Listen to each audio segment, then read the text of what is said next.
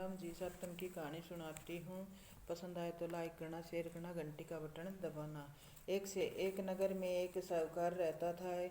इसके 7 लड़के थे। एक दिन उसकी स्त्री खदान में मिट्टी खोदने के लिए गई और जो ही उसने जाकर वहां खुदाली मारी त्यों ही से ही के बच्चे चपेट से सदा के लिए सो गए। इसके बाद उसने खुदाल को शव के खून से सना देख कर वह उसने बड़ा दुख हुआ। विवश होकर वह घर आ गई।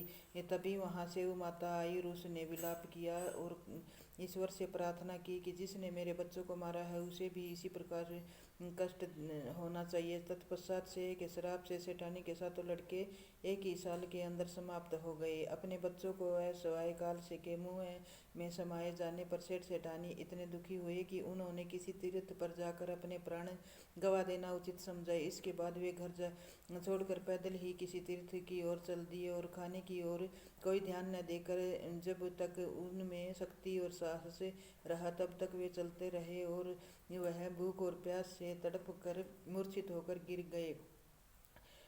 दशा देखकर भगवान करुणा सागर ने उनको मृत्यु से बचाने के लिए उनके पापों का अंत किया और इसी अवसर में आकाशवाणी हुई कि हे सेठ, तेरी सेठानी ने मिट्टी खोदते समय ध्यान न देकर सेठ के बच्चों को मार दिया। इसके कारण तुम्हें बच्चों का दुख देखना पड़ा।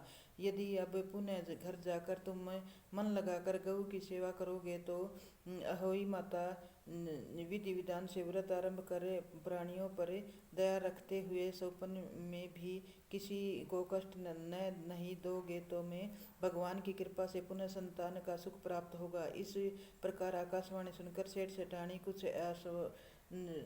अशांति हो गए और भगवती देवी का स्मरण करते हुए घर को चले आए।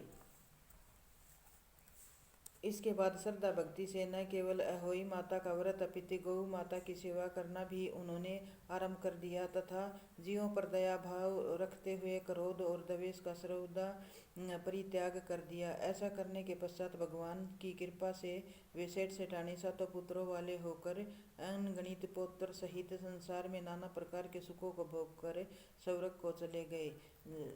बहुत सोच विचार के बाद भली प्रकार निरीक्षण करने पर ही कार्य का आरंभ करो और अनजाने में भी किसी प्राणी की हिंसा मत करो। गौ माता की सेवा के साथ साथ अहोई माता भगवती की पूजा करो। ऐसा करने पर अवश्य संतान के सुख के साथ साथ संपत्ति सुख प्राप्त होगा।